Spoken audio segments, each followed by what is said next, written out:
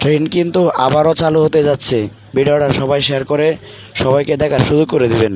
যারা এতদিন ট্রেন বন্ধ আছিল, আপনারা দুর্ভোগে সময় কাটছেন, তাদের জন্য আজকে সুখবর। আজকে দেখেন আইন পাস হয়েছে, রেল আবারও চালু হবে। কিন্তু দুঃখের সংবাদ যেটা, সিলেটগামী পার্বত্য এক্সপ্রেস এই ট্রেনটা বন্ধ থাকবে, জামালপুর ট্রেনটা বন্ধ থাকবে, কারণ এই দুটি ট্রেনে প্রচুর হামলা করা হয়েছে।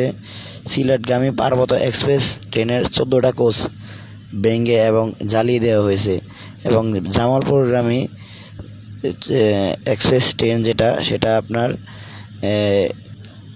60টি কোচ ভেঙে ফেলা দেওয়া হয়েছে এবং 47টি দরজা ভাঙা হয়েছে, 100 এবং অনেক জানালা ভেঙে দেওয়া হয়েছে। এগুলো ঠিকঠাক করে এরপর আবার চালু করা হবে।